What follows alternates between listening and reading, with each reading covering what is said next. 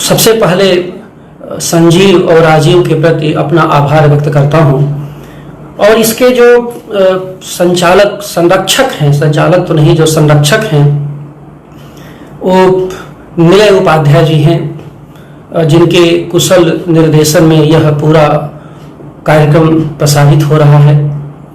और उन्होंने जो बक्सर के उनके युवा साथी, युवा मित्र हैं, उनको समय समय पर प्रोत्साहित किया है कि वे कुछ इस डिजिटल माध्यम से अपने लेखों से संवाद का विकल्प उपलब्ध करें।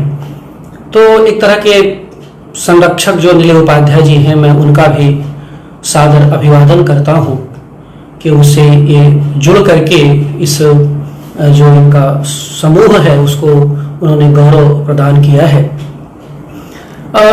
निलय जी को मैं निलय बाबा कहता हूँ और इनको मैं जिसे कहते हैं अर्ली 90s के अकेला घर हुसैन के कवि के रूप में आज भी बहुत याद करता हूँ। उसके साथ साथ गंगा से गंगोत्री तक की इनकी जो यात्रा रही है, जो उनकी पुस्तक है, जो ट्रैवलॉग है, यात्रा संस्मरण है, उसके हम सब बहुत बड़े प्रशंसक रहे हैं। और उसकी नींव उन दिनों बनारस में ही पढ़ी थी। इसलिए मैं निलय उपाध्याय जी को न केवल गंगा पुत्र कहता हूँ बल्कि गंगा सेवी भी कहता हूँ। एक बात मैं याद करना चाहता हूँ कि जब 2016 की बाढ़ आई हुई थी, उसी दौर में निलय जी बनारस में थे और मालवी चबूतरा के साथ साथ गंगा चबूतरा का भी निर्माण हुआ था।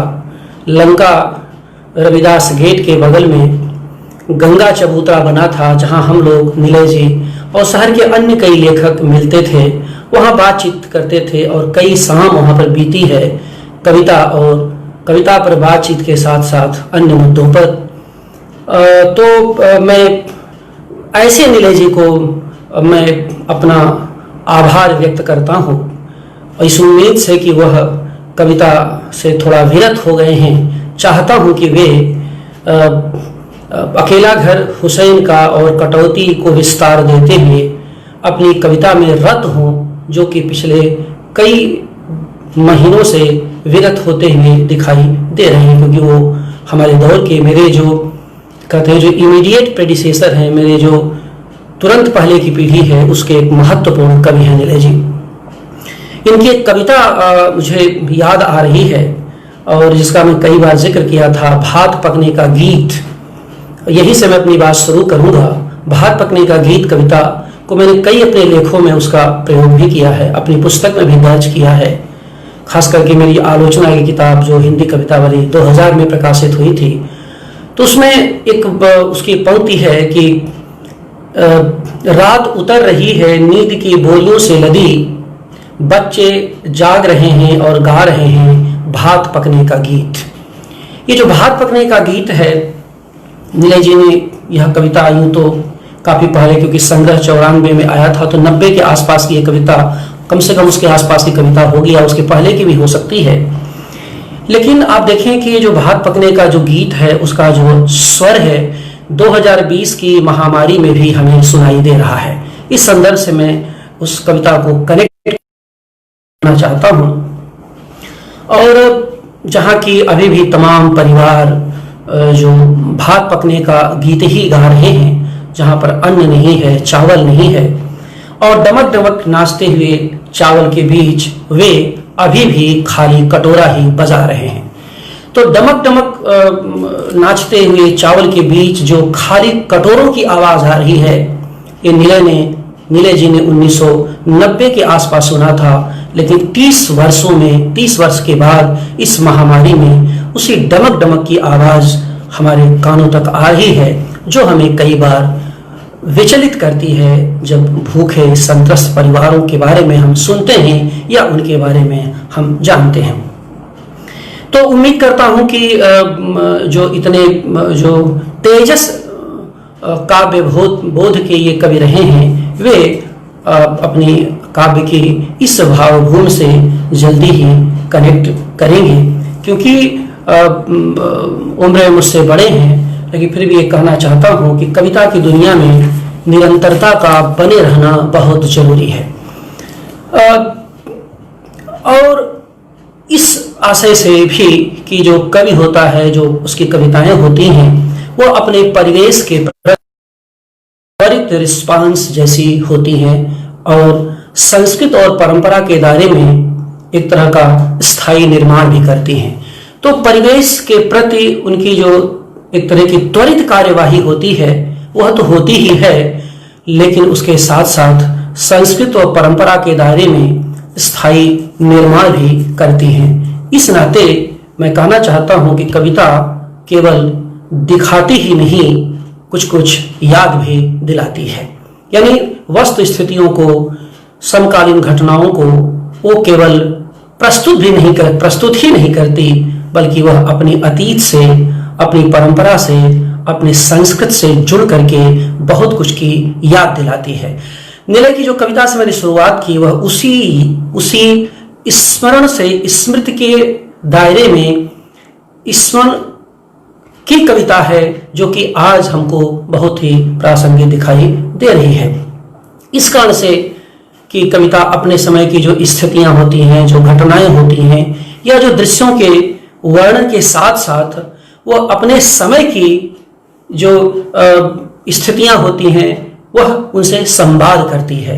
अर्थात केवल वह वर्णन नहीं होती, बल्कि अपने समय से एक रोचक और समृद्ध संवाद भी होती है। असल में जो वर्णन होता है कविता का, जो कविता वर्णन किया जाता है, वर्णन की जो परंपरा है, वह कविता को समकालीन बनाता है वर्णन, लेकिन संवाद उसे चिरकालिक स्वरूप में ढाल देता है। तो वर्णन कविता को समकालीन बनाता है, लेकिन जो संवाद है उसे चिरकालिक स्वरूप देता है। और यही आज की कोरोजीवी कविता का महत्व भी है, जिसके बारे में पहले भी मैं कहा हूँ। इस संदर्भ में भी मैं उसको एक तरह से रिपीट करना चाहता हूँ कि असल में ये जो वर्णन और संवाद की परस्पर सायुज्य संगत से ही कोई कविता विश्वसनीय होती है और भविष्योन्मुखी होती है। तो क्योंकि जो संवाद होता है यही कविता को अंततः जीवन देता है और आगे की ओर ले जाता है। क्योंकि कविता याद दिलाने की प्रक्रिया में, याद रखिए, कविता याद दिलाने की प्रक्रिया में अतीत की ओर लौटती नहीं, उससे सीखते हुए आगे की ओर बढ़ती है। तो एक तरह का जो स्मृति है, मैं कहना ये चाहता हूं, जो स्मृति है, यह स्मृति के दायरे में इसका मतलब ये नहीं होता कि कविता अतीत जीवी होती है या अतीत की ओर लौटती है। असल में अतीत के आलोक में वह सीखते हुए बहुत आगे बढ़ने की कोशिश करती है।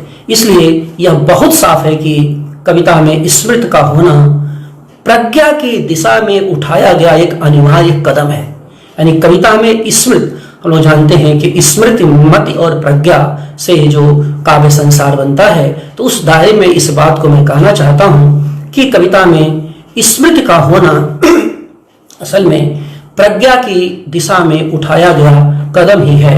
और अपने समय की हर अच्छी कविता यही कार्य करती है।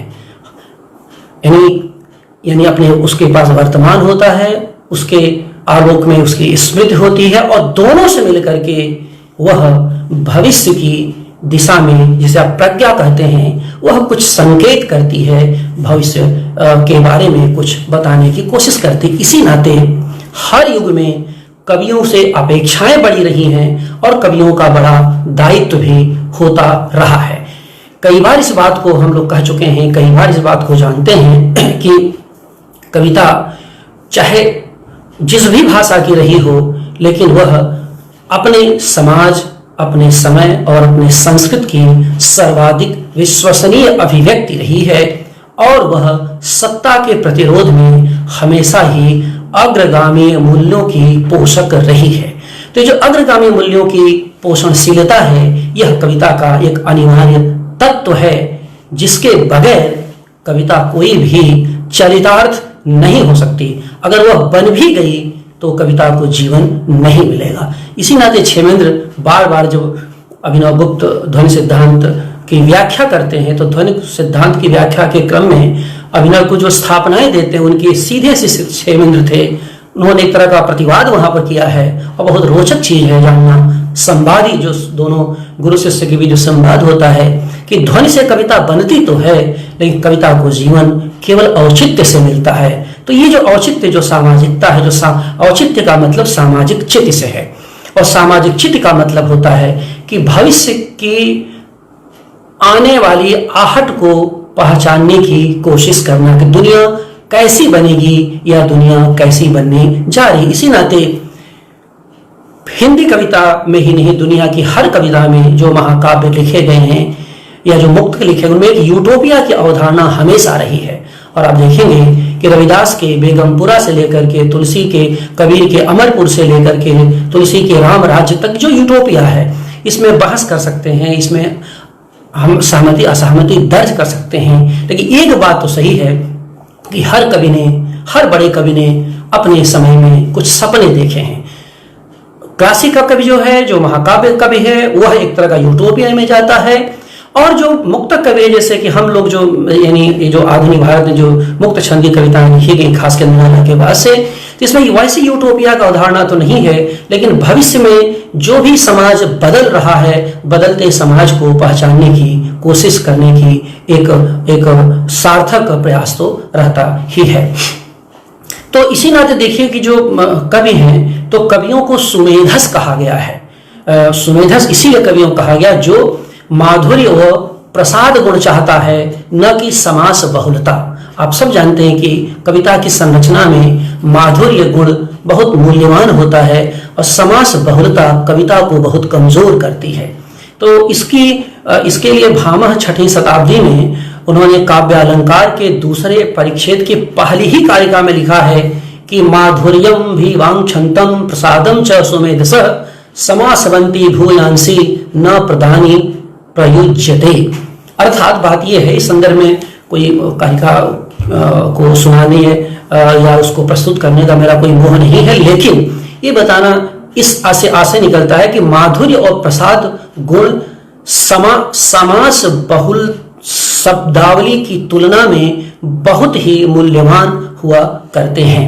और यही कारण है कि जो सामासिक संरचना कविता में होती है, जैसे आप आज भी आप देखिए कि कई कवि बड़ी गरिष्ठ कविताएं लिखते हैं और तुर्रा ये कि मैं बहुत प्रयोग करूंगा, कोई मेरा क्या बिगाड़ लेगा।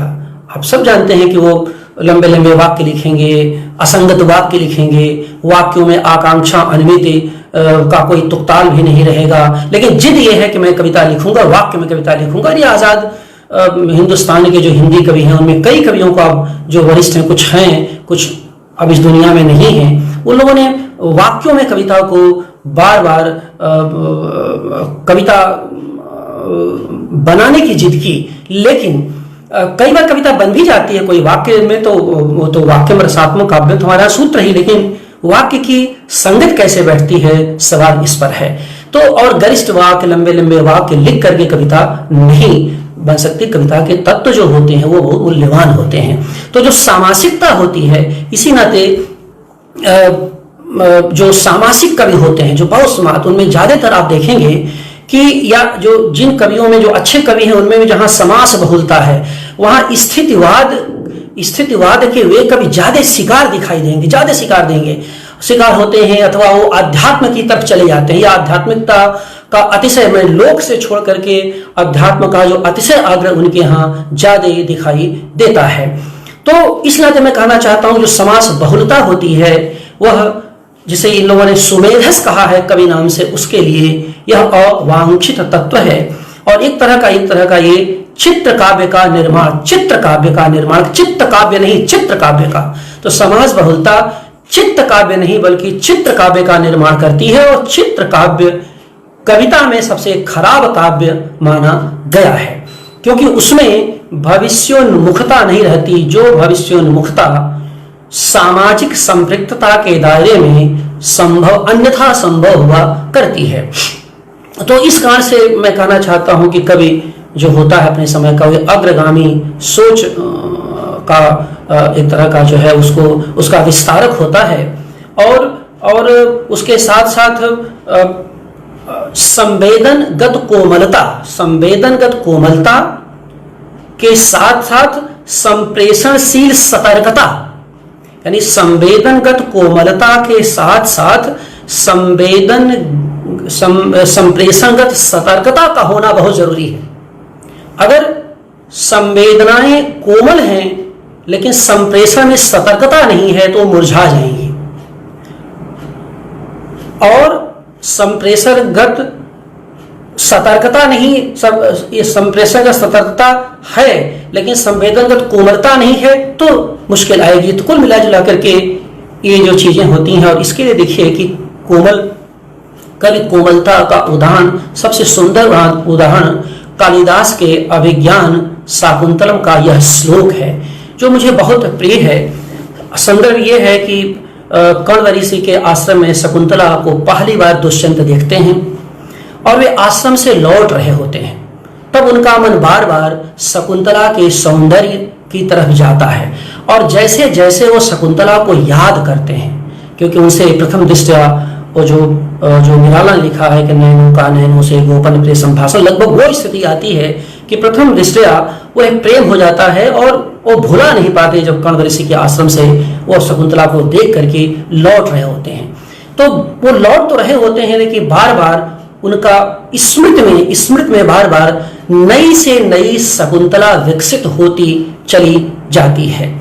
तो वे देखेंगे कि वे पीछे लौटते हैं स्मृति में, लेकिन चित्त है कि उनका आगे जा रहा होता है। तो कविता भी यही करती है। इसी संदर्भ से मैं कहना चाहता हूं कि कविता लौटती तो स्मृति में है लेकिन चित्त है कि वह लगातार आगे की ओर उसको ले जाता है। तो इसीलिए अभिव्यक्ति में जो आगे की बात है वह ये बहुत रोचक श्लोक है। गच्छति पुरम शरीरम धावति पश्चाद संस्तुत चेतः चीरान सुखमिव केतोह प्रतिवातम नियमानस्य। बार बार जो उसका संदर्भ है, जैसे कहते हैं कि जैसे आगे बढ़ते हुए रथ की झंडी पवन के वेग से पीछे की ओर फहरा रही होती है, वैसे आगे बढ़ता हुआ मन अर्थात वर्तमान में लौटता हुआ मन पीछे की ओर अर्थात स्मृति की ओर लौट रहा होता है। अब यहाँ देखें कि वर्तमान की ओर लौटने का मतलब प्रेम की याद ही नहीं है, प्रेम के भविष्य की सुंदर व कोमल कल्पना भी है, जहां भविष्य के नाना प्रकार के संकल्प विद्यमान हैं। तो ये इस जो रोचक श्लोक का संदर्भ देने का मतलब ये था कि दुष्यंत की तरह ही स्मृति में बढ़ती कविता असल में स्मृति जीवी नहीं होती, वह और भी घुल घुल कर साफ होती चली जाती है और अपने वस्तु तत्व को ज्यादा साफ साफ समझ पाती है। ऐसी कविता वर्तमान से संवाद करती है और स्मृति की सर्जनात्मकता के सहारे भविष्य का रूप निर्माण करती हुई दिखाई देती है। तो यहाँ पर आकर के कविता हम लोगों के लिए एक साधना हो जाती है, लेखकों के लिए एक तरह का साधना हो जाती है, जहां पर सौंदर्य का सृजन होता है। यानी पहले साधना, यही साधना है कि कविता वर्तमान से टकराती है, स्मृति में छलांग लेती है और इन दोनों के बीच में जो साधना है तो वो साधना में सौंदर्य का सृजन होता है, जिसमें वर्तमान, जिसे आप देखे हैं शुरू में, कुछ ज्यादा ही साफ सुथरा और निथर कर उभर जाता है हमारे सामने। यहाँ पर भाव व भाषा, शब्द व अर्थ की सतर्कता भी अत्यंत जरूरी होती है। इसी नाते तुलसीदास ने इसको लेकर के बहुत ही महत्वपूर्ण कई चौपाई कविता को लेकर के तुलसीदास ने लिखा है कि, और एक प्रसंग है जो मैं आपके सामने अभी उद्धृत करूंगा कि वो कवि ही अर्थ आखर बल सांचा अनुहर ताल गति नट नाचा।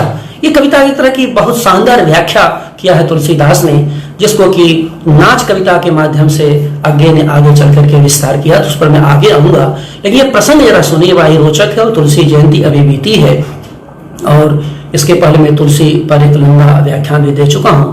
तो ये प्रसंग अयोध्या का वह प्रसंग है जब चित्रकूट में राम से मिलने आए भरत साष्टांग राम के सामने लौट जाते हैं। 8 अंगों के साथ राम के सम्मुख भरत लौट जाते हैं। तब राम भरत को उठाकर सीने से लगा लेते हैं बिल्कुल, और भाई भाई का जो प्रेम है वो अद्भुत है जो तुलसीदास ने, यानी ये जो जगहें होती हैं ये असल में रामचरितमानस का वो मर्म स्थल है, जो जिसकी वजह से वो आज भी प्रासंगिक है या आज भी याद किया जाता है। ऐसे स्थल तो वो स्थल है जब वो भरत को राम भरत को उठा लेते हैं और इस अवसर पर तुलसी लिखते हैं। देखिए कवि क्या लिखते हैं कि कहाँ सपेम प्रकट को करई, को ही छाया कवि मति अनु सरई, कवि ही अर्थ आखर बल साचा, अनुहरि ताल गति नटु नाचा। तो आप देखिए कि कवि के पास शब्द और अर्थ होता है, इन दोनों के बीच उसे नट ताल वाला संतुलन बनाना पड़ता है, नट ताल वाला संतुलन उस कवि को बनाना पड़ता है। इसे ही कुंतक ने स्पर्धा वक्रोक्त काव्य जीवितम में स्पर्धा धिरोही चारुता कहा है, और इसी को खुद तुलसी ने सरस्वती के प्रसंग से आगे की कथा की बात की है। प्रसंग ये है कि जब सुमंत जंगल से लौट आते हैं, प्रसंग ये है कि जब वो सरस्वती के पास सारे देवता जाते हैं और उनसे कहते हैं कि मंथरा का दिमाग का भ्रष्ट कर दीजिए क्योंकि राम का राज्याभिषेक होने जा रहा है और समस्या हमारे सामने खड़ी हो जाएगी। तो सरस्वती बहुत परेशान होती हैं और उनको लगता है कि मैं गलत करने जा रही हूँ और ये ऐसा मुझसे ये होना नहीं चाहिए, मुझे करना नहीं चाहिए, क्योंकि एक तरफ राम का राज्याभिषेक हो रहा है और दूसरी तरफ जा करके मैं रंग में भंग डालूंगा, ये मेरा मैं अपयस का भागी नहीं होना चाहती। लेकिन जैसा कि देवताओं का था, वो रोते धोते हैं, बहुत बिलखते हैं कि रावण ऐसा है वैसा है, राक्षस हैं, कुछ नहीं हो पा रहा है। तो वहां पर फिर सरस्वती तैयार हो जाती है। लेकिन मुझे वो प्रसंग इतना उज्जवल और मार्मिक लगता है कि अपने रास्ते के लिए कि मेरे दिल की बातें मैंने कही है सब तेरो ही है मेरे ही की बात, तो सरस्वती को कोई याद नहीं आया। मैंने पूरे गैलेक्सी में सरस्वती को कोई नहीं याद आया, केवल कवि ही याद आया। और वो अपने डिफेंस में मतलब अपनी आइडेंटिटी के डिफेंस में कि मैं कोई मेरे मनोभावों को समझ जाएंगे, तो वो कवियों से उम्मीद करती हैं। और इसका बड़ा खूबसूरत तरीके से तुलसीदास ने जिक्र किया है और क्या गजब का है। और ये वो हिस्से हैं कि जिसे कोई इतिहासकार नहीं, कवि ही लिख सकता है। मैं ये कहना चाहता हूँ, मैंने दुनिया का कोई भी अन्य विधा का ज्ञाता इन पंक्तियों को लिख ही नहीं सकता, केवल कवि ही लिख सकता है। तो इसी को कहा गया ना कि अपारे काव्य संसारे कवि वह प्रजापति, यथास्मय रोचते विश्वम तथेकम परिवर्तते। तो यही परिवर्तनशीलता होती आगे की बात। तो वो जो है कि आगे लिकाजु विचार बहोरी, करिहे चाह कुशल कवि मोरी। मैंने वो कह रही है कि आगे ही काज विचार बहोरी, मैंने आगे क्या होने जा रहा है यह समझ करके सरस्वती ने यह काम किया है। करिहे चाह कुशल कवि मोरी, आगे आने वाले कवि जब लिखेंगे तो मेरी इस पीड़ा को भी कहीं न कहीं दर्ज करने की कोशिश करेंगे। तो बात ये हुई कि जब खुद सरस्वती ही कवियों से आगे की चाल की बात कह रही हैं, और आप जान लीजिए कि सरस्वती जो है आदि है, आदि कवि इस अर्थ में कि वह जो काव्य पुरुष है उसकी माँ है सरस्वती। तो हम सब जो काव्य पुरुष हैं, जो भी साहित्य की साधना करते हैं, उसकी जननी है सरस्वती। तो उनकी बात में दम है। मतलब इस अगर माइथोलॉजी में आप विश्वास करें तो विश्वास करें, नहीं विश्वास करेंगे तब तो सब बेकार ही है, सब कथा ही कथा है। बहरहाल हम मान के चलते हैं कि हम लोग इसको विश्वास करते हैं जो हमारी माइथोलॉजी है। तो उसमें वो कहते हैं कि करिहे चाह कुशल कर मोरी, तो नहीं कवियों से वही उम्मीद कर रही हैं कि भाई यही सब हैं जो कुछ आगे की बातें लिख सकते हैं। ये पंक्ति मुझे महामारी के बीच में जब मैं साहित्य की तरफ बहुत पड़ताल किया और जानने की मैंने कोशिश की थी, पंक्ति बार बार पहुंचती है कि इस समय लिखने वाला हर कवि, अब कवि का मतलब आप समझिए उपन्यास भी है, कथाकार भी है, ट्रेवलॉग लेखक भी, मैंने क्योंकि ये तो कवि तो एक कंपोजिट वर्ड है एक तरह का, इसमें सारी विधाएं समाहित हो जाती है। अब आगे चल करके सब कट करके अलग हो गई, मूलतः तो विधा कविता की विधा ही थी।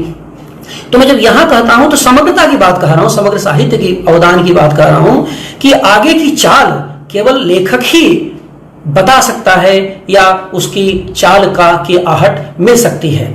अब बताइए, जब हमारी माइथोलॉजी में, हमारे साहित्य में, हमारे बड़े लोगों के साहित्य में बड़े रचनाकारों में जब यह बात पहले से दर्ज है, तो कोई कवि अगर पीछे जाने को ही आमादा हो तो क्या कर सकते हैं आप? कुछ नहीं कर सकते।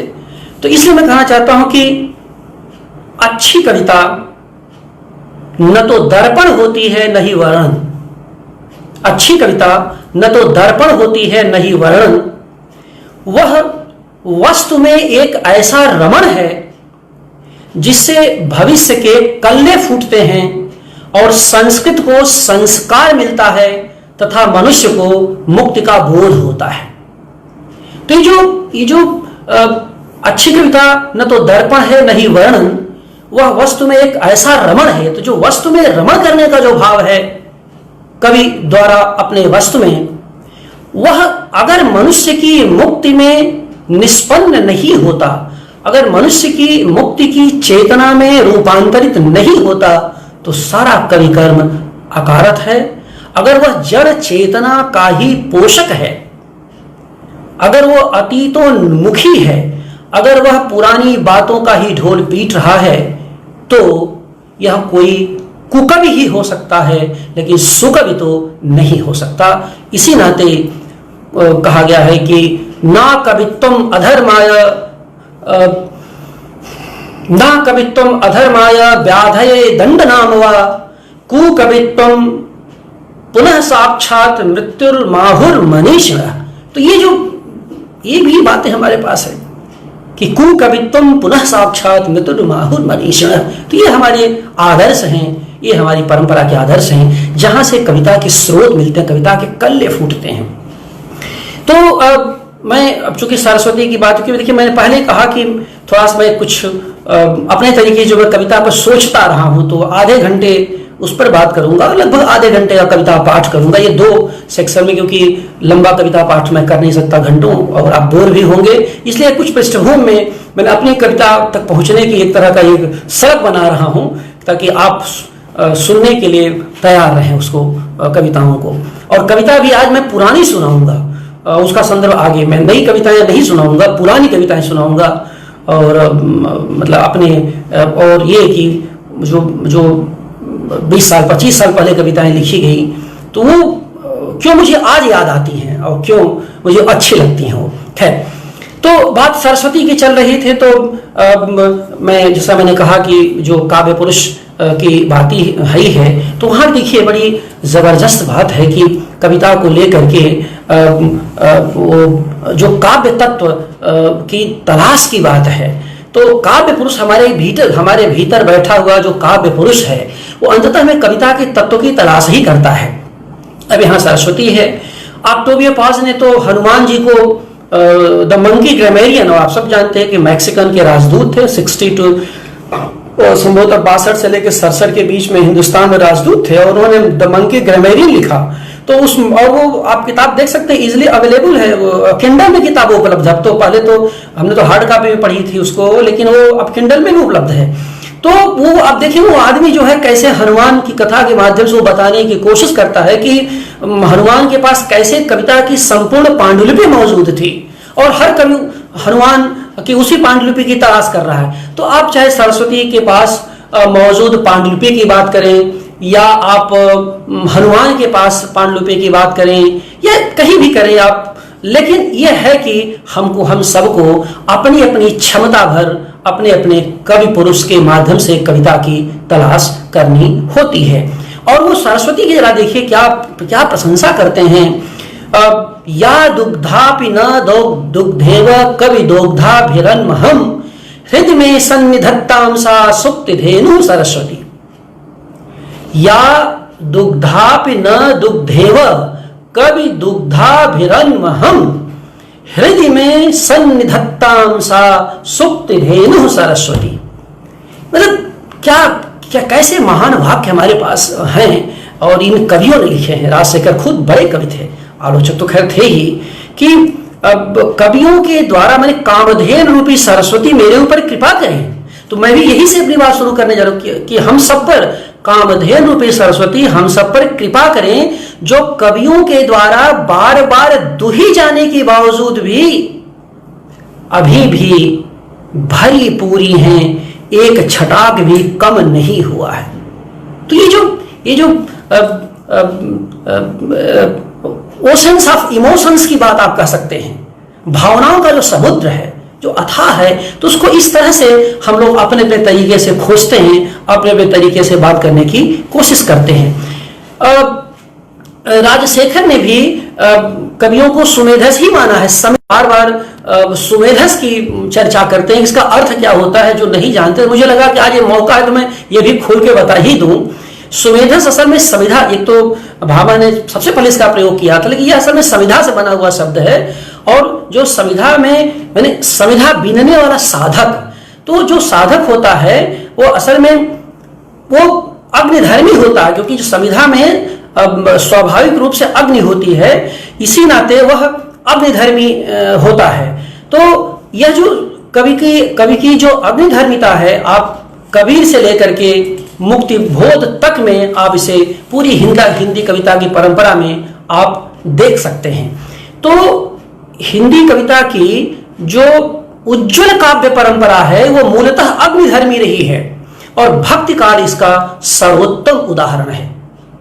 भक्ति काल इसका सर्वोत्तम उदाहरण है। आज मैं सर्वोत्तम उदाहरण की बात कह रहा हूं तो उसमें समग्र कवियों को ले रहा हूं, कबीर से लेके तुलसी को, कबीर, रैदास, तुलसी सबको समाहित कर रहा हूं, और सबको मैं एक तरह का नाम रूप कवि ही मानता हूं। सगुण निर्गुण का झगड़ा तो अपनी जगह पर है, लेकिन तीनों कवियों में ब्रह्म की सत्ता, राम की सत्ता नाममय है, और नाममय राम की जो सत्ता है यही असल में भक्ति काल का वास्तविक रामत्व है, जो हमारे भीतर विद्यमान है, जो अलौकिक है, जो सामासिक है, जो मनुष्य की मंगल कामना करता है, जात, लिंग, धर्म, सारे भेदभावों को मिटाने की सामर्थ्य रखता है। ये तो राजनीति ने इधर उधर कर दिया है, लेकिन जो राम हमारे हैं वो आदर्श इस अर्थ में है कि हमारे मूल्यबोध हैं, वो नाम रूप हैं। नाम की सत्ता, कबीर के पास राम है, रविदास के पास राम है, तुलसी के पास राम है। अब केवल आप सगुण निर्गुण के झगड़े में करके इधर उधर करिए तो अलग मुद्दा कर, उस डिबेट में मैं नहीं जाऊंगा, उस पर मैं पहले बोल भी चुका हूं, आगे कभी मौका मिलेगा उस पर बात करेंगे। तो जब आज मैं भक्ति काल की बात करता हूं, सर्वोत्तम अग्निधर्मिता का सर्वोत्तम उदाहरण है, तो इस नाते कह रहा हूं कि 2020 की महामारी पर मैं सोच रहा हूं, इस पर बार बार सोचता हूं, साहित्य को लेके, संस्कृति को लेके, इतिहास को लेके सोचता हूं। इसी में इस दौर में जितनी भी बातें मैंने की हैं, जितना कुछ लिखा है, उसमें किसी न किसी रूप में आपदा और महामारी रहती है, हमारे चिंतन का हिस्सा बनी हुई है, और उसको मैं एंजॉय करता हूं। वो मुझे लगता है कि इसके बहाने कुछ नई चीजों को जानने की मैं कोशिश करूं। आप देखिए कि ऐसी आपदा और महामारी की स्थिति में आज भी हिंदी का हर कवि भक्ति काल में ही लौट रहा है। लेकिन भक्ति काल में लौटने का मतलब कोई चाहे तो प्रतिक्रियावादी कह सकता है, कोई अतीतोन्मुखी है, तमाम विद्वान है, घूमते रहते जो ये बात कहते रहते हैं, लेकिन मामला इतना आसान नहीं है। क्यों? क्योंकि भक्ति काल में जब कभी जाता है महामारी और आपदा के बीच का, तो अपने हिस्से की आग चुनने जाता है। इसको याद रखिएगा, वो अपने हिस्से की आग चुनने जाता है जहां से उसकी चेतना प्रज्वलित होती है और समाज को उजाला देती है, वो ऊर्जस्वित होता है। इसलिए वो अपने भक्ति काल वह काल है जो हर कवि को उसके हिस्से की आग देता है। समस्या है अब आपको चुनना है कि आग की इंटेंसिटी क्या होगी। वह आग चूल्हा जलाएगी, डमक डमक से मुक्ति दिलाएगी और भूखे गरीब तमाम को का पेट भरेगी, वह किसी का घर जलाएगी। इस पर विचार करने की जरूरत है। इस नाते मैं भक्ति काल को इस अर्थ में देखता हूं कि वह घर जलाने के काम नहीं आती, वह चूल्हा जलाने के काम आती है। वह आग है, वह आंच है। इस रूप में मैं यहां पर मैं बात करना चाहता हूं। तो आप देखिए कि इस महामारी में इस कविता की बार बार याद आती है। इसी को मैं कोरोजीवी कविता का दौर कहता हूं। यही कोरोजीविता है। नामकरण के पीछे यही आशय मेरा होता है। और तब भक्ति काल को मैं अपने समय की आपदा और महामारी की प्रतिक्रिया स्वरूप देखता हूं। और इधर महामारी की जो मध्यकालीन स्थितियों के बारे में जितना कुछ अध्ययन मैंने किया है उससे मेरी बात पुष्ट होती है। यानी भक्ति काल की रचनाशीलता में बहुत सारे कारण हैं, लेकिन उसे मैं उसका एक पक्ष आपदा और महामारी की प्रतिक्रिया स्वरूप भी विकसनशील अवस्था थी। इस बीच मैंने यह चिंतन विकसित किया और ऐसा मुझे लगता है। और आज जब इतना कुछ मैं कह रहा हूं तो डिटेल्स बहुत हैं, लेकिन कुछ हिस्से में आपके सामने रखना चाहता हूं। जैसे 1300 से लेकर 1400 ईस्वी के बीच का जो 14वीं सदी है में महामारी के रूप में प्लेग था, जिसे आप यूरोप में ब्लैक डेथ कहते हैं। 16वीं सदी में चेचक की महामारी थी, भयानक थी। 19वीं सदी में ब्यूबानिक प्लेग था और 20वीं सदी में स्पेनिश फ्लू था। ये सब वे महामारियां रही हैं जिन पर आज नए सिरे से चिंतन हो रहा है। और इसमें भक्ति काल में जो चेचक, हैजा, प्लेग की बीमारियां भी थीं, उनका भी रोचक इतिहास है। तुलसी के समय में आप जानते हैं कि कवितावली और विनय पत्रिका के दौर में बनारस में 1610 से लेकर के 1624 के बीच प्लेग की महामारी थी, जिस पर मैं पहले भी अपनी बात कह चुका हूं। तो ये जो आपदा था 16वीं सदी का और 15वीं सदी का, इसका असर अपने समय के साहित्य पर था, जैसे कि आज के साहित्य पर आपदा का असर है। अभी हम लोगों को कम दिख रहा है, केवल कविता में दिख रहा है, क्योंकि जो लोग सक्रिय हैं, जो थोड़ा क्योंकि सोशल मीडिया से जुड़े हुए हैं, तो वो थोड़ा दिख रहे हैं, थोड़े मुखरता दिख रहे हैं। लेकिन तमाम ऐसे अभी कवि हैं जिन्हें मैं जानता हूं, वो लिख रहे हैं, वो सोशल मीडिया पर नहीं, लेकिन वो आगे आएगा और कभी नहीं उपन्यास आएंगे, कहानियां आएंगी और पूरी दुनिया में आएगा। तो आज के 50 साल बाद जब 2020 का इतिहास लिखा जाएगा तो उस महामारियों के दौर में साहित्य का इतिहास होगा। वो इतिहास की विश्वसनीयता के लिए साहित्य की रचनात्मकता ही मात्र आधार बनेगी। आप यकीन मानिए, जैसे आज सारी महामारियों का इतिहास खंगाला जा रहा है। और मुझे यहां पर बताते समय बहुत खुशी हो रही है कि हमारे समय के कई युवा इतिहासकार, जैसे हमारे बहुत प्रिय कवि हैं बद्री नारायण, जो इतिहासकार भी हैं और झूसी पंथ संस्थान झूसी के वो अध्यक्ष भी हैं, बद्री नारायण, उनके साथ साथ एक युवा रचनाकार, जो युवा इतिहासकार हैं, जिन्हें इस बीच मैंने बड़ी गंभीरता से पढ़ा। और शायद ये महामारी न होती तो ये मैं पढ़ भी ना पाता, जितनी गंभीरता से मुझे आज पढ़ने का अवसर मिला है। तो बद्रीनारायण के साथ मैं कुछ युवा इतिहासकारों का आपके बीच नाम रखना चाहता हूं। ये महान नाम नहीं है, लेकिन विश्वसनीय नाम है। उसमें सौरभ राय, शुभनीत कौशिक और रमाशंकर सिंह ने इस बीच जो लिखा है, और इनका जो जितना लिखा मैंने पढ़ा है, उससे बड़ी उम्मीद जगी है। ये जो इतिहासकार हैं, जो युवा यंग हिस्टोरियंस हैं, ये इतनी सेंसिबिलिटी के साथ और सेंसिटिविटी के साथ लिख रहे हैं, गजब का ही खोज कर रहे हैं। और इसमें मुझे सौरभ राय के प्रति मैं इस मंच से खास करके अपना आभार व्यक्त करता हूं कि उन्होंने कुछ इस बीच मुझे मेरे अनुरोध पर महामारियों के इतिहास से जुड़ी हुई कुछ दुर्लभ सामग्री उपलब्ध कराई है।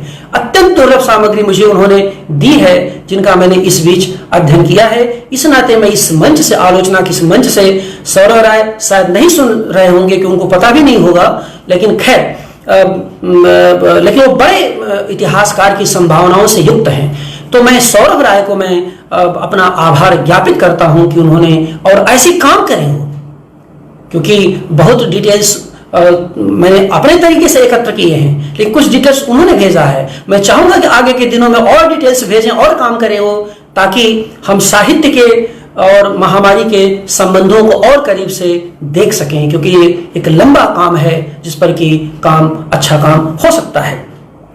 तो आप देखिए कि इस महामारी ने हमारे समय के कवियों और उनकी कविताओं पर भी एक व्यापक असर डाला है।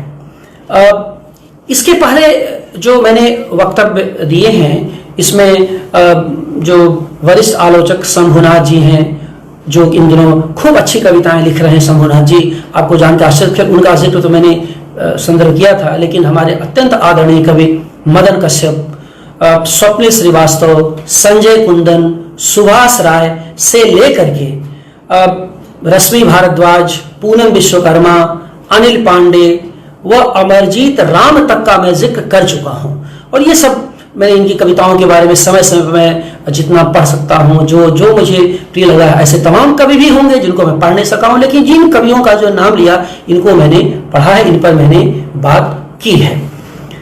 लेकिन आज मैं एक पुराने कवि के नए फॉर्म को लेकर के आपके बीच प्रस्तुत हो रहा हूं।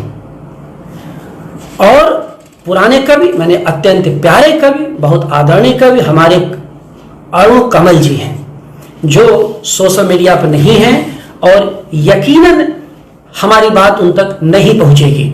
इसके बावजूद, क्योंकि वो व्हाट्सएप पे तो हैं ही, उन्होंने व्हाट्सएप पर कुछ दुर्लभ कविताएं मुझे इस बीच भेजी हैं और कई, मुझे लगता है कि वो 40-45 कविताएं हैं जिन पर मैं विस्तार से अलग से चर्चा करूंगा कभी मौका लेकर के, वो अलग मुद्दा है। लेकिन इनकी कविताएं, अरुण कमल की कविताएं, अब देखिए ये नाम मैं ले रहा हूं और सोशल मीडिया से जुड़े हुए जितने लोग हैं वो नहीं जानते अरुण कमल लिख क्या रहे हैं। तो ऐसे तमाम और कवि हैं वरिष्ठ। अरुण कमल जी तो बहुत ही समादृत और कह सकते हैं कि 8वें दशक के बड़े कवियों में हैं वो, जिसमें राजेश जोशी हैं, ज्ञानेंद्र पति हैं और अरुण कमल हैं। 3 नाम तो हमारे 8वें दशक के सबसे चर्चित और सबसे महत्वपूर्ण नाम हैं और तीनों नाम हमारी विरासत हैं और तीनों ने अपनी विरासत से अपने वर्तमान को संचित किया है। तो राजेश जोशी पर मैं बोल चुका हूं, अरुण कमल के संदर्भ में दे रहा हूं। ज्ञानेंद्र पति भी कविताएं इस दौर में लिख रहे होंगे, जिनकी कविताएं वो आएंगी आगे चलकर, लेकिन फिलहाल अरुण कमल पर मैं केंद्रित करना चाहता हूं। उनकी कुछ कविताओं को लेकर के उन्होंने इस बीच प्रार्थना परक कविताएं लिखी हैं और बहुत स्नेह से वो भेजते रहते हैं। उन कविताओं पर से मैंने कहा कि समग्रता में बहुत कुछ मुझे कहना है और उसकी पूरी डिजाइन बनी हुई है। जल्दी ही मैं उसको लेकर मैं प्रस्तुत हूं कि मुझे बहुत अपील करती हैं। लेकिन इन कविताओं को पढ़ते हुए भक्तिकालीन कवि अनिवार्यतः याद आते हैं। और जब मैं भक्तिकालीन कवियों की अनिवार्यतः याद आने की स्मृति की बात करता हूं, तो जो बात कहा उसको याद रखिएगा, अपने हिस्से की आग को चुनने की बात करता हूं कि यह वह कवि है उसी परंपरा में जो अपने हिस्से की आग चुनने के लिए भक्तिकाल में गया है। और हम सबका एक तरह का जो एक कवि समुदाय है उसकी एक प्रतिनिधि आवाज है। तो ये जो भक्तिकालीन कविता, ये जो इनकी अरुण कमल कविताएं हैं, ये भक्तिकालीन कविता की संघर्ष धर्मी चेतना के पुनर्वास की कविताएं हैं। भक्तिकालीन कविता की संघर्ष धर्मी चेतना के पुनर्वास की कविताएं ये हैं। ये महज प्रार्थनाएं नहीं हैं, ये तुलसी की विनय पत्रिका और निराला के उत्तरकालीन समय में लिखी गई कविताओं की तरह ही अपने समय की त्रासदी और मानवीय बेचैनी को दर्ज करने वाली कविताएं हैं। ये कविताएं ईश्वर की अलौकिक कविताएं न होकर भाषा के भीतर लौकिक जिजीविषा की कविताएं हैं, जो ऊपर से शांत दिखती हैं लेकिन उसके भीतर जीवन की और असुरक्षामय कई लहरें दर्ज होती हैं। एक लहरें कई बार एक दूसरे को काटती हैं, कई बार भीतर घुल मिल जाती हैं, लेकिन अंततः मुक्ति और मंगल की उदात्त इच्छाओं के समुद्र में समाहित होने की ओर अग्रसर होती हैं। इनमें संशय है, संघर्ष है, भय है, अवसाद है, लेकिन इन सब से होते हुए अपने आत्मविश्वास को बनाए रखने की जद्दोजहद भी है। इतनी बातें मैंने अरुण कमल के कविताओं के बहाने आपके बीच रखा।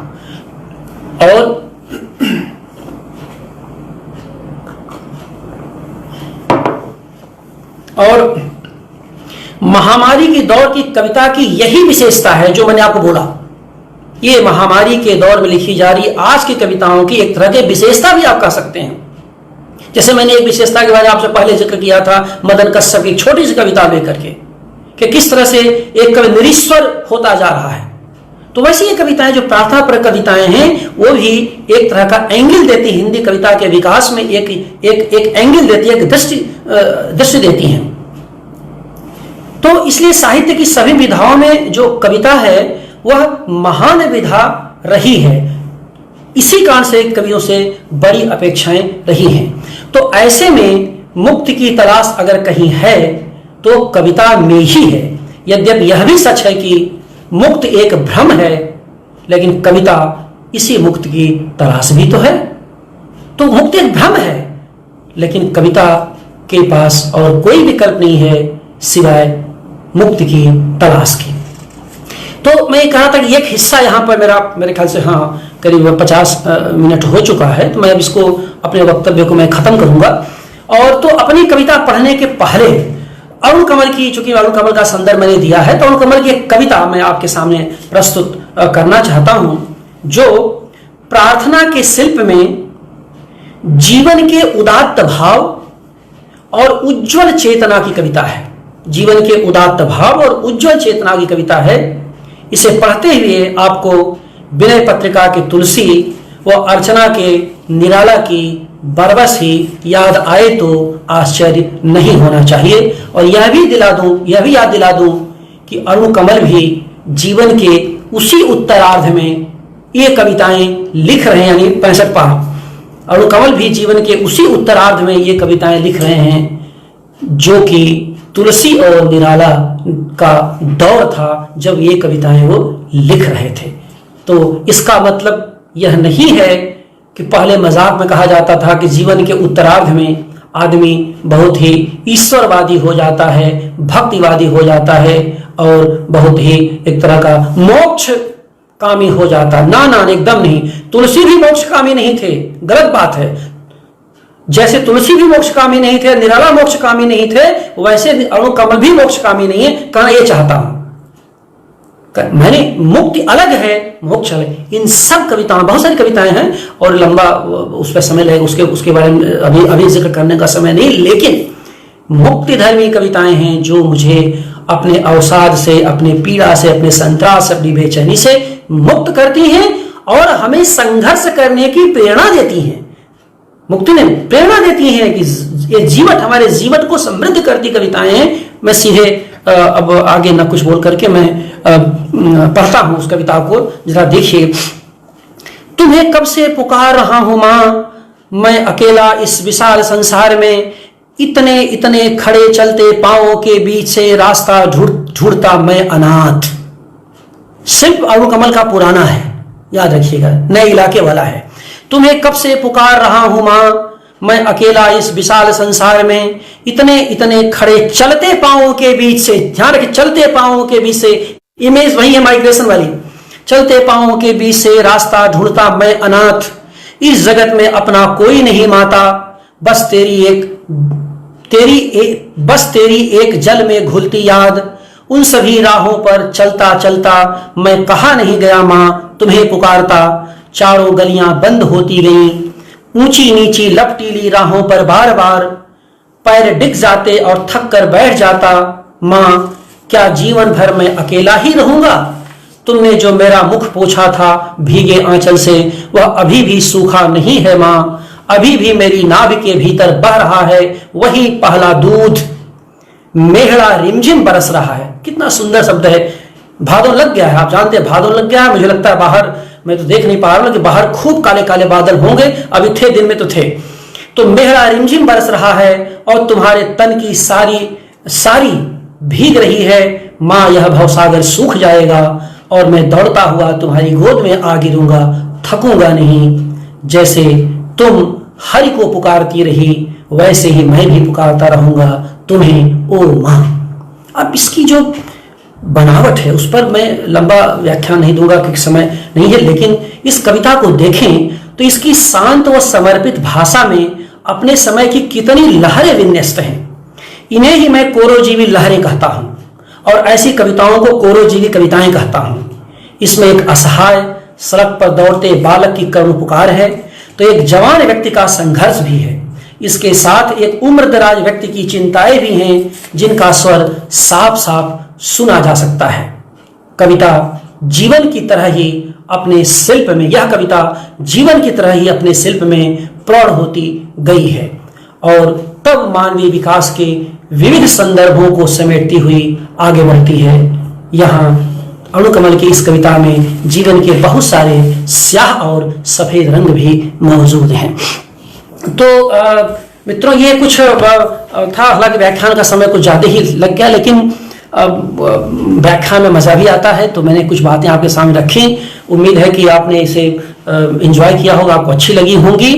अब मैं कुछ अपनी कविताओं का पाठ करना चाहता हूँ, और जैसा मैंने कहा कि मैं पुरानी कविताएं पढ़ूंगा, नई कविता, क्योंकि ये अवसर बार बार नहीं मिलता पुरानी कविताओं को पढ़ने का। ज़्यादातर नई कविताएं लिखते जाते हैं और पढ़ते चले जाते हैं, इसलिए मैं पूरा अपना मतलब पुराना संग्रह, नया तो नहीं, पुराना संग्रह लेके बैठा हूँ और सूची बना के बैठा हूँ कि कौन सी कविताएं मुझे पढ़नी हैं। तो सबसे पहले तो मैं ये अपनी तरह के लोग, मेरी पुस्तिका 99 में आई थी, ये दुर्लभ है और बाढ़ में खो गई थी 2013 के, लेकिन उसको किसी तरह से बचाया गया इसको। तो इसमें एक कविता है लड़का और पत्थर। तो ये मेरी पहली कविता है जो 93 में लिखी गई थी। ये पहली कविता है लड़का और पत्थर। तो जरा उस पुराने, यानी आप 25 साल पहले आप जाइए और ट्रेन में मैं इलाहाबाद से, और देखिए मैं कविता पढ़ूंगा तो कोई कविता नहीं पढ़ूंगा, कुछ बातचीत भी करूंगा मैं, वो मेरा अपना एक शिल्प भी है। तो गोरखपुर से मेरे बड़े भाई वहाँ पोस्टेड थे गोरखपुर में, और मैं इलाहाबाद छात्र था, और तो वहाँ से मैं ट्रेन से मैं जा रहा था गोरखपुर। तो रास्ते में जो चलती हुई ट्रेन में जो पत्थर मारते हैं, ढेला मारते हैं बच्चे ना, तो पहली कविता उसी पर मैंने लिखी थी, पेज 7, लड़का और पत्थर।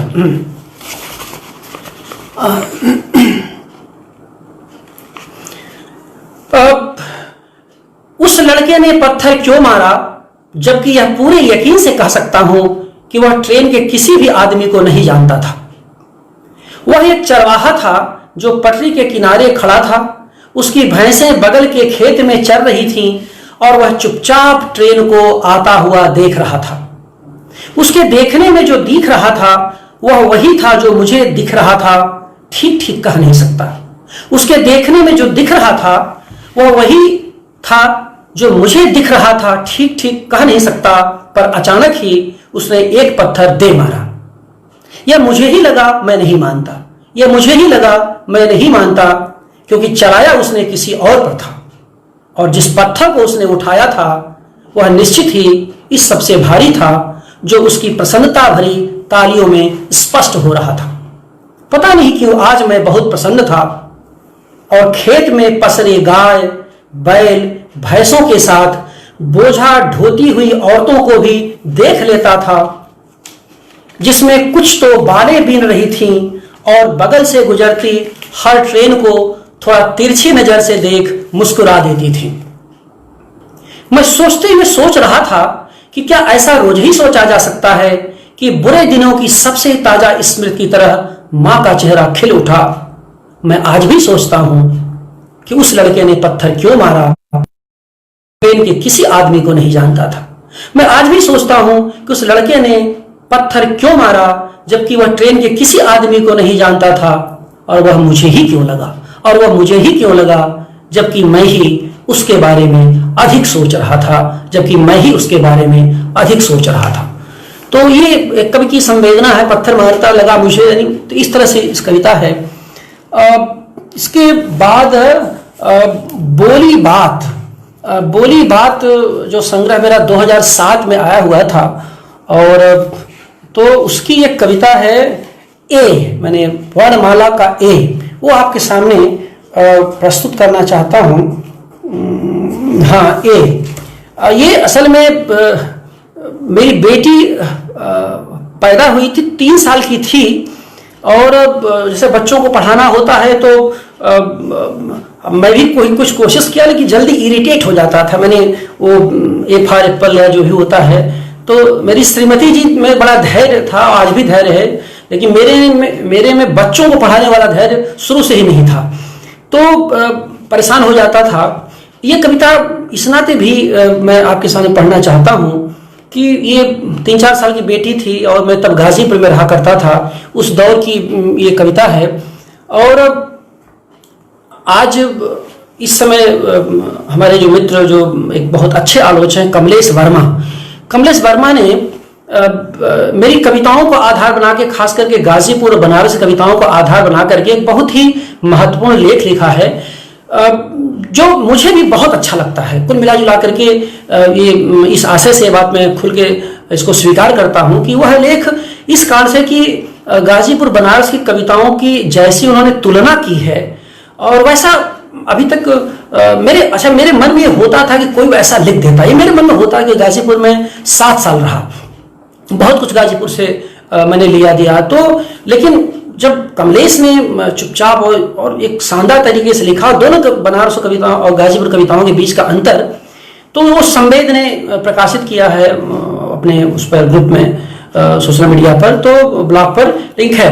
तो मजेदार बात यह थी कि करीब करीब 4,500 शब्दों का वह लेख है जो कमलेश वर्मा ने लिखा है, पूरा एकदम फुल स्टॉप के साथ। गाजीपुर में ये था, बनारस में ये था, दोनों के बीच अंतर था। आप में से बहुत सारे मित्र जो जुड़े होंगे उसको पढ़े होंगे, या आगे वो हमारे फेसबुक वॉल पर भी आप उसे पढ़ सकते हैं।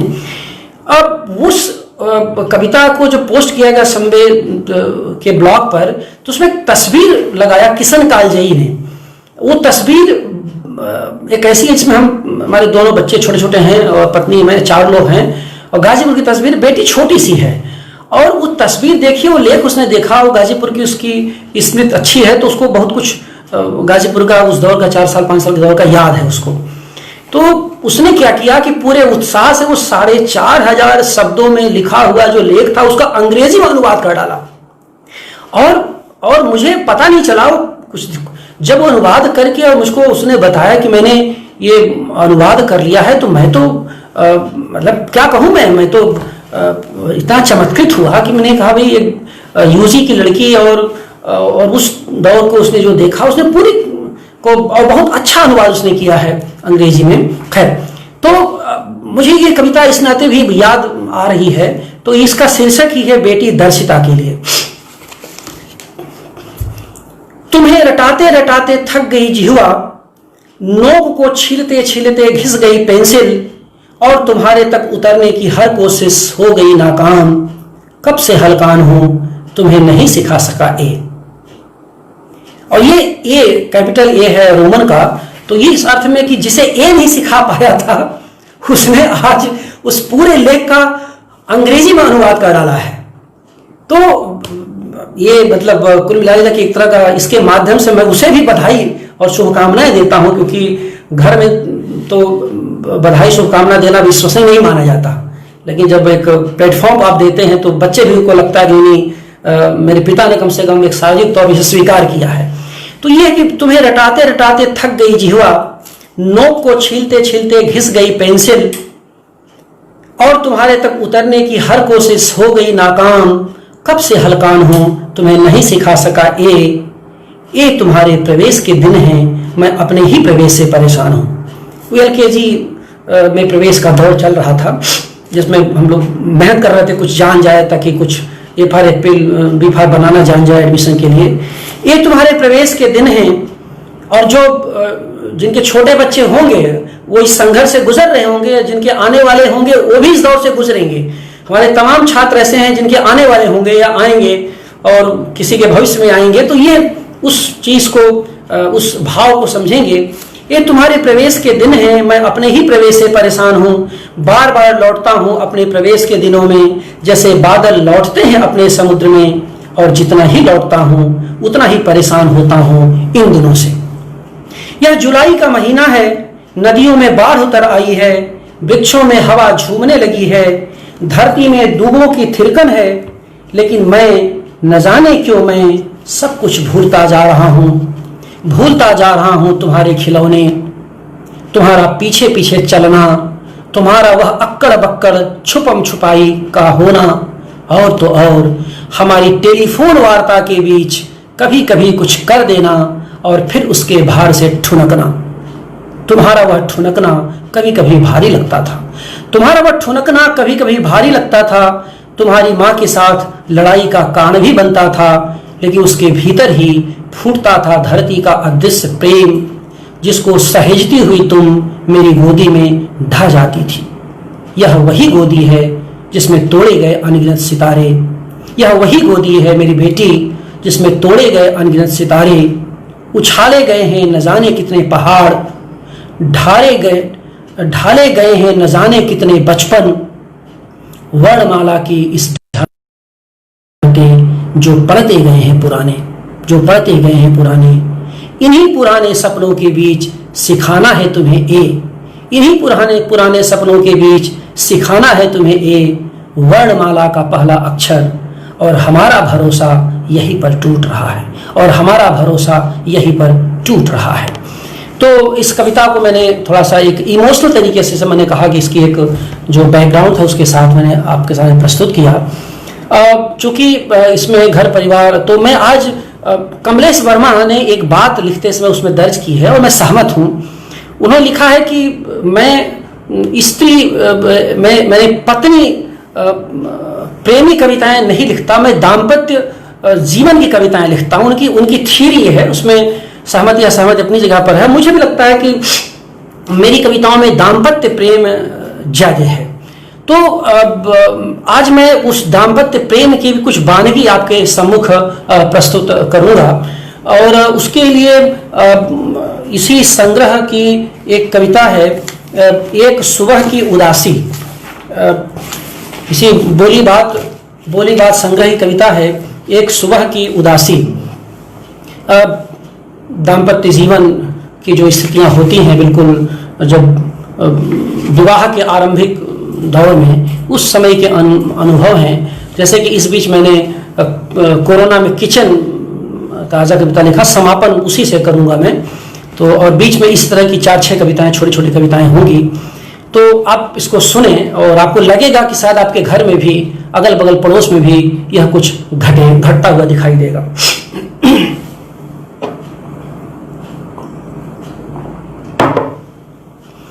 यह एक अजीब बात थी कि एक दिन बिल्कुल सुबह जब चाय बनाने को चला, ये गाजीपुर के दौर की कविताएं हैं। यह एक अजीब बात थी कि एक दिन बिल्कुल सुबह जब चाय बनाने को चला तो चाय की पत्ती नदारद थी। कभी चाय की पत्ती पानी खोल रहा हो, चीनी पड़ गई हो, 4 लोग दरवाजे पर बैठे हो और चाय खत्म हो जाए। आप जानते हैं कई बार चाय खत्म हो जाती है, कई बार गैस खत्म हो जाता है। तो उस आपद धर्म में क्या करेंगे जरा वो देखिए, उस दौर की कविता है। यह एक अजीब बात थी कि एक दिन बिल्कुल सुबह जब चाय बनाने को चला तो चाय की पत्ती नदारद थी। यह एक सूखे की शाम थी और बाजार में बड़ी गहरी उमस थी। चाय की पत्ती कहां से आए, चाय की पत्ती कहां से आए, यह सवाल मेरे सामने एक कठिन सवाल था। और यह जानते हुए भी कि अपनी मकान मालकिन किरण जी से चाय मांगी जा सकती है, मैं मांग नहीं सका। मांगने में भी जो ला जाती है, मैं मांग नहीं सका। मैं सोच ही रहा था कि इस मुश्किल समस्या का उत्तर क्या है। पत्नी से कहा कि चाय की पत्ती खत्म है, सोच रहा हूं नीचे से मांग लूं। यदि उनके यहां भी नहीं होगी तो पड़ोस के कैलाश जी से मांग लूं। यह सुनते ही वे बिफर पड़ी, यह सुनते ही वे बिफर पड़ी। तुम कैसे मर्द हो जी, तुम कैसे मर्द हो जी, जब देखो जहां कुछ मांगते रहते हो। तुम कैसे मर्द हो जी, जब देखो जहां कुछ मांगते रहते हो। पिछले मकान में थे तो यही काम सुधा जी से करते थे। कभी कभार पांडे जी, सिंह साहब, यादव जी से भी मांग लेते थे। तुम्हारी अक्ल कभी ठिकाने ही नहीं रही। दिन भर तुम लफंगों के यहाँ घूमते रहते हो, उम्र का ख्याल भी नहीं करते, बूढ़ों के यहाँ आया जाया करते हो। यह ख्याल भी नहीं करते कि भोजन का क्या वक्त है, बच्चे कितना इंतजार करते हैं, तुम्हारे अनुपस्थित में भर दिन कितना डर लगता है। घर के प्रति तुम इतने लापरवाह हो, यदि यह जानती तो शादी ही नहीं करती। घर के प्रति तुम इतने लापरवाह हो, यदि यह जानती तो शादी ही नहीं करती। और यदि तनिक भी पता होता कि तुम कुछ लिखते पढ़ते भी हो, तब तो कदापि ही नहीं करती। मैंने बहुत मनाने की कोशिश की कि चाय, चीनी और हल्दी सदियों से गायब होते रहे हैं। मैंने बहुत मनाने की कोशिश की कि चाय, चीनी और हल्दी सदियों से गायब होते रहे हैं। पुर्तगाली, डच और अंग्रेज इसी चाय की तलाश में भारत आए थे। इसी तरह अचानक चाहो तो अपने पिताजी से पूछ लो, नहीं कहो तो अपने ही पिताजी से बात करा दो। यह कहकर मैंने जैसे ही पिताजी को फोन लगाया, वे बिफर पड़े। यह कहकर मैंने जैसे ही पिताजी को फोन लगाया वे बिफर पड़े। कैसे शहर में रहते हो जी, पड़ोसी से चाय भी नहीं मांग सकते? कैसे शहर में रहते हो जी, पड़ोसी से चाय भी नहीं मांग सकते? मुझसे कहो तो मैं अपने यहाँ से अपने पड़ोसी को भेज दूं। गांव और शहर का फर्क देखिएगा। मुझसे कहो तो मैं अपने यहाँ से अपने पड़ोसी को भेज दूं। यहाँ तो रोज बरोज कुछ न कुछ घटता ही रहता है। यहाँ तो रोज बरोज कुछ न कुछ घटता ही रहता है, और जो घटता है पड़ोसी के यहाँ मिल जाता है। मांगना यूं भी विश्वास को जमाए रखना है। मांगना यूं भी विश्वास को जमाए रखना है। मैं पिताजी को अपनी समस्या बता ही रहा था। मैं पिताजी को अपनी समस्या बता ही रहा था। यह कहने की कोशिश कर ही रहा था कि यहाँ किसी के यहाँ अब कुछ नहीं मिलता। सब कुछ सब जगह से गायब हो चुका है। कुछ भी मांगना उचक्कों की जमात में शामिल होना है। कि तभी बिजली गुल थी, कि तभी बिजली गुल थी, और यह देखकर परम प्रसन्न था कि भगोने का पानी जल चुका था। और यह देखकर परम प्रसन्न था कि भगोने का पानी जल चुका था। तो ये कविता मैंने पुराने आस्वाद, क्योंकि मेरे तमाम जो साथी दोस्त हैं, छात्र हैं, प्रियजन हैं, वो इन कविताओं, पुराने दौर की कविताओं को शायद न सुने हो, कोई मौका भी नहीं लगा सुनने सुनाने का। इसी संग्रह की एक कविता है नजर। ये भी गाजीपुर और बनारस के बीच संवाद करती कविता है। और मैं गाजीपुर से बनारस आ चुका हूँ, BHU मेरी पोस्टिंग हो चुकी है, मैंने ज्वाइन कर लिया, हालांकि पत्नी परिवार गाजीपुर में है। वो दृश्य है। अर्ध है, अर्ध जो अर्ध देना चंद्रमा को, तो उसका एक संदर्भ है। अच्छा हाँ, इस कविता अर्ध है, ठीक, अर्ध के बाद नजर पढ़ूंगा। अर्ध। चांद निकल आया, चांद निकल आया, यही तो कहा था उस रात जब माघ की चौथ को तुम अर्घ दे रही थी। चांद निकल आया, यही तो कहा था उस रात जब माघ की चौथ को तुम अर्घ दे रही थी। तुम्हारे लिए चांद का यह निकलना पुतलियों में फंसी हवा का निकलना था। जहां रोशनी थी, हरियाली थी, और थी एक ऐसी आर्द्रता जो तुम्हारे प्रेम से भारी थी और भरी हुई, जो तुम्हारे प्रेम से भारी थी और भरी हुई। निकला हुआ चांद गाजीपुर की चांदनी से मुझे बेपर्दा कर रहा था। निकला हुआ चांद गाजीपुर की चांदनी से मुझे बेपर्दा कर रहा था, और मैं बनारस की बरसात में भीग रहा था। चांद आज हमारे लिए उस चकवा की तरह है जहां सिर्फ रात है। मुझे इस चंद्रमा के गुजर जाने का इंतजार होगा तुमसे, वह सिर्फ तुमसे मिलने के लिए। युवा कवि और आलोचक जो चंडीगढ़ में हैं, अनिल पांडे, वो मेरे स्त्री जीवन से जुड़ी कविताओं पर काफ़ी काम किया है और काफ़ी नए तथ्यों के साथ वो आए हैं। तो वे इन कविताओं को लेकर के कुछ एक नए सूत्र देते हैं, जिसका कि यहाँ अवसर नहीं है, लेकिन मतलब एक उस दौर की कविताओं को उन्होंने बहुत एक अच्छा संयोजन किया अनिल ने। तो कभी मौका लगेगा तो वो पढ़ने को मिलेगा। तो खैर, इसके साथ एक कविता और है इसी संग्रह की, बोली बात की, नजर। वो पत्नी सुनीता के लिए वो समर्पित ही है। नजर। पिछली बार जब हम मिले थे ठीक इसी जगह, इसी तरह हम एक दूसरे को टटोल रहे थे। पिछली बार जब हम मिले थे ठीक इसी जगह, इसी तरह हम एक दूसरे को टटोल रहे थे। हमारी आंखों में एक सूर्य था, उसमें एक गहरी चमक थी, लेकिन पलकों के गिरने पर हमें भरोसा नहीं था। हम एक दूसरे के सागर में उतरने की कोशिश तो कर रहे थे, लेकिन अनायास ही एक ठसक थी हम में जो हमें भीगने नहीं देती थी।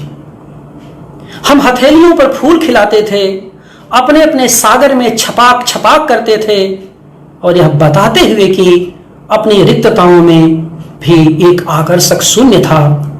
अपने बीते कल में अक्सर ही फलांगते थे, लेकिन हमें भविष्य पर भरोसा नहीं था। आज वर्षों बाद जब पुनः मिल रहे हैं इसी जगह, हम खुश हैं कि हमने एक दूसरे को जाना है। आज वर्षों बाद जब पुनः मिल रहे हैं इसी जगह, हम खुश हैं कि हमने एक दूसरे को जाना है, एक दूसरे को समझा है, ठीक उस नजर की तरह जो अपनी पुतली को समझती है, ठीक उस नजर की तरह जो अपनी पुतली को समझती है। अब इस कविता की मैं क्या व्याख्या करूं? पुतली और नजर के संबंधों को आप बेहतर समझ सकते हैं। पुस्तिका के बाद का जो संग्रह है जहां सब शहर नहीं होता, इसमें भी गाजीपुर के दौर की कुछ मजेदार कविताएं हैं, तो और सब छोटी छोटी हैं। तो मैं कविता पढ़ना चाहता हूं जहां सब शहर नहीं होता। ये मेरा संग्रह है और काफी जर्जर अवस्था में है वैसे तो ये। तो इसमें एक कविता है फर्क 103।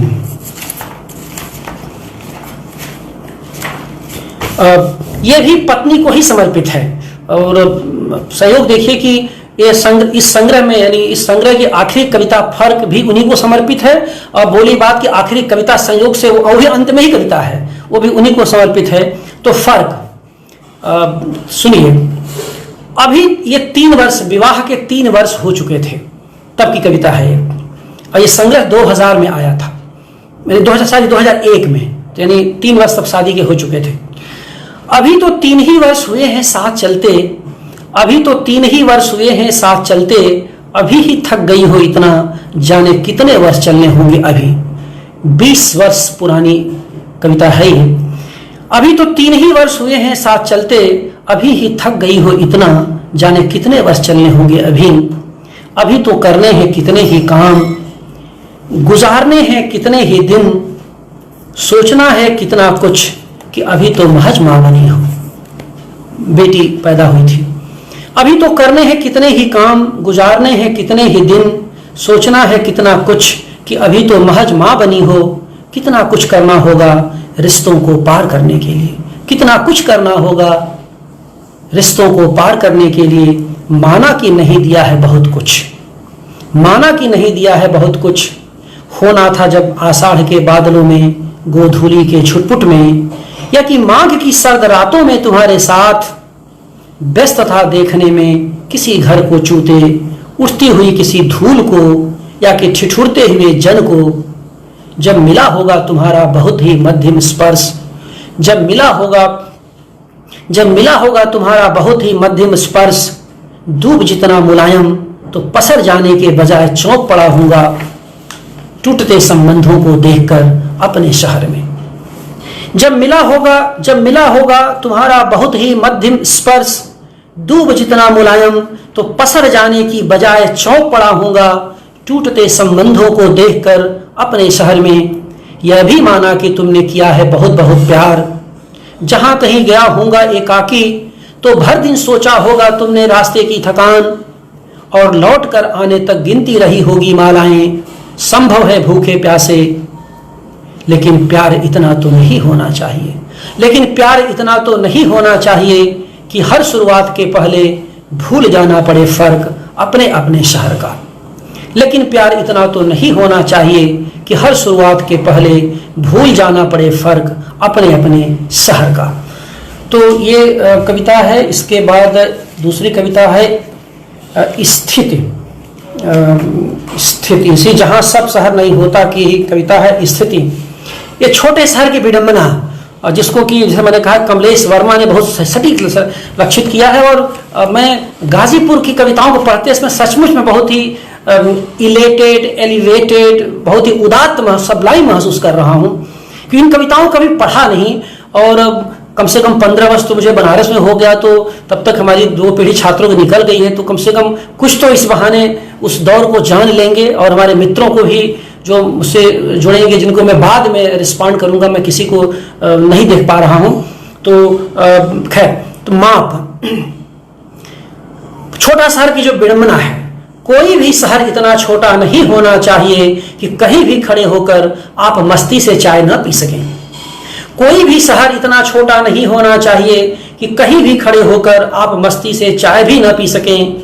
शहर यदि शहर है तो इतना छोटा तो नहीं ही होना चाहिए कि किसी हलवाई की दुकान पर बैठे पत्नी के मुंह में जैसे ही एक बर्फी डालें, किसी पड़ोसी महिला के द्वारा धर लिए जाएं। शहर यदि शहर है तो इतना छोटा तो नहीं ही होना चाहिए कि किसी हलवाई की दुकान पर बैठे पत्नी के मुंह में जैसे ही एक बर्फी डालें, किसी पड़ोसी महिला के द्वारा धर लिए जाएं। या कि किसी सिनेमा घर के सामने खड़े हों, या कि किसी सिनेमा घर के सामने खड़े हों और कोई शिष्या उसमें से निकले और अपने बहुत छोटे बच्चे से कहे कि पैर छुओ इनका, 15 साल पहले ये मेरे गुरुजी थे, और अपने छोटे बच्चे से कहे कि पैर छुओ इनका, 15 साल पहले ये मेरे गुरुजी थे। सब हो, सड़कें न हो, पानी न हो, स्कूल न हो, दवा न हो, हवा न हो, किंतु कोई भी शहर इतना छोटा तो नहीं ही होना चाहिए कि अपनी माप के लिए बार बार आपको शहर से दूर जाना पड़े, कि अपनी माप के लिए बार बार आपको उस शहर से दूर जाना पड़े। तो ये शीर्षक इसका माप था।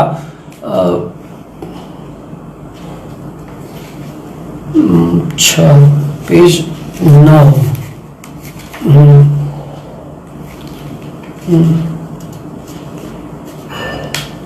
छोटे शहर स्थिति 11। अच्छा, एक उसी समय की कविता है, गाजीपुर की ही के दौर की ही स्थिति। उसमें भी इसी तरह के छोटे शहर हैं, कहीं जा रहे हैं, परिचय बहुत ज़्यादा है, कुछ भी हम लोग बैठ रहे हैं साथ, अब तक देखा कि झुंड में 2-4 छात्र छात्राएं आ जाते हैं, कुछ परिचित आ जाते हैं। मैं इस मामले में शुरू से बड़ा संकोची रहा हूँ। थोड़ा बनारस आगे खुला, लेकिन उस समय बड़ा लाज लगता था कि छात्र आ गए हैं, छात्राएं आ गई हैं, मैं कैसे उनके सामने समोसा खाऊं, आइसक्रीम खाऊं। आज यहाँ देखता हूँ कि लंका पर तो हम लोगों को देख के छात्र खुद ही नहीं लजाते, बल्कि और चौड़ा होकर के लगते हैं आइसक्रीम या गोलगप्पा खाने। तो अब वो 2000 का दौर था, बदला, और करना चाहिए, उसमें लज्जा की क्या बात है, लेकिन मैं लजाता था। आइसक्रीम खाना होता था तो मैं मऊ चला जाता था स्कूटर से, लेकिन गाजीपुर में पत्नी को बैठाता था पीछे स्कूटर से और 40 किलोमीटर मऊ जाता था, और हम लोग आइसक्रीम और कुछ खा के आते थे। गाजीपुर में बड़ा विचित्र होता था कि कहीं भी जाइए, क्योंकि मैं महिला कॉलेज में पढ़ाया था और पीजी कॉलेज में पढ़ाया था। महिला कॉलेज में महुआ, जो गाजीपुर के भूगोल से परिचित है, महिला कॉलेज बिल्कुल महुआ बाग में पड़ता है, वहाँ झुंड के झुंड लड़कियाँ निकलती थी, तो वो सभी पहचानती थी। खैर, तो ये मेरी सीमा थी, लोक लाज वाला जो था मेरा स्वभाव था, लेकिन अब वो सब चीज़ नहीं है, अब काफ़ी बदलाव हुआ है। तो स्थिति, ये शीर्षक स्थिति। कितना अजीब लगता है छोटे शहर में पत्नी के साथ किसी दुकान पर चाट खाना, सब्जी खरीदना, या कि ब्यूटी पार्लर जाना और खड़े रहना ठीक दरवाजे के बाहर, कि जाने कब पत्नी बाहर निकलें और कहें कि घर चलिए सीधे। कितना अजीब लगता है छोटे शहर में पत्नी के साथ किसी दुकान पर चाट खाना, सब्जी खरीदना, या कि ब्यूटी पार्लर जाना और खड़े रहना ठीक दरवाजे के बाहर, कि जाने कब पत्नी बाहर निकलें और कहें कि घर चलिए सीधे। यह एक अजीब स्थिति है कि हर चेहरा आपका देखा हुआ लगता है, कि हर क्षण बस यही आता है मन में कि वहां से गुजरती कोई छात्रा पूछ ही न दे कि आप यहाँ क्या कर रहे हैं गुरुजी, कि आप यहाँ क्या कर रहे हैं गुरुजी, या कि वहां ठहर कर कोई छात्र पूछ ही न बैठे, गुरुजी बताइए कहाँ तक छोड़ आऊं, गुरुजी बताइए कहाँ तक छोड़ आऊं। तो आप समझ सकते हो जो संदर्भ एक छोटे शहर का था। और एक अभी कविता, कुछ और कविताएं इसको छोड़ रहा हूँ, 2 कविताएं मैं और पढ़ूंगा, मैंने 5 मिनट और, क्योंकि अब ज़्यादा समय। तो ये 2014 में ये संग्रह आया था ओरहन और अन्य कविताएं। तो ओरहन और अन्य कविताएं में से मैं ये इसी, असल में मैं दाम्पत्य जीवन की से जुड़ी कविताएं ही आज पढ़ना चाहता हूँ। तो इसमें एक स्त्री, हाँ, घर से, तो ये ओरहन की कविता है, एक स्त्री घर से निकलते हुए भी नहीं निकलती। ये भी थोड़ी घर घर के किस्से वाली कविता है, और जो हर घर में जो किस्से होते हैं उसकी कविता है। एक शीर्षक है, एक स्त्री घर से निकलते हुए भी नहीं निकलती। एक स्त्री घर से निकलते हुए भी नहीं निकलती, वह जब भी घर से निकलती है अपने साथ घर की पूरी खतौनी लेकर चलती है। अचानक उसे याद आता है गैस का जलना, दरवाजे का खुला रहना, नल का टपकना और दूध का दहकना। अचानक उसे याद आता है गैस का जलना, दरवाजे का खुला रहना, नल का टपकना और दूध का दहकना। एक एक कर वह पूछती है, प्रेस तो बंद कर दिया था न, आंगन का दरवाजा तो लगा दिया था न, किचन का सीधा वाला नल बंद करना तो नहीं भूले। अरे हाँ, वो सब्जी, वह महंगी हरी पत्तियों वाली सब्जी जो अभी सुबह ही तो लाई थी सट्टी से, प्लास्टिक से निकाल दिया था ना। हाँ हाँ, अरे सब तो ठीक है, आपको ध्यान है ना, अलमारी लॉक करना तो नहीं भूले। अभी कल ही की तो बात है, महीनों के बचाए पैसे से नाक की कील खरीदी थी। इस तरह वह बार बार याद करती है और परेशान होती है कि दूध वाले को मना करना भूल गई, कि बर्तन वाली से कहना भूल गई कि उसे कल नहीं आना था, कि पड़ोसिन को बता ही देना था कि कभी कभी मेरे घर को भी झांक झोंक लिया करे। इस तरह एक स्त्री निकलती है घर से जैसे निकलना ही उसका होना है घर में, जैसे निकलना ही उसका होना है घर में। और कविता में एक कविता, आखिरी कविता, कोरोना में किचन। कोरोना में किचन भी इसी मनो और बिल्कुल समय, इसी समय की कविता है। लेकिन उसके पहले एकदम ताज़ा कविता जो मैंने लिखा है रक्षाबंधन पर, वो सुना करके, वो एकदम अत्यंत छोटी कविता है। उसके बाद तब फिर ये कविता मैं पढ़ूंगा, कोरोना में किचन। रक्षाबंधन अभी बीता है और सब कुछ के बावजूद मन में कहीं न कहीं एक गहरी उदासी थी कोरोना की वजह से।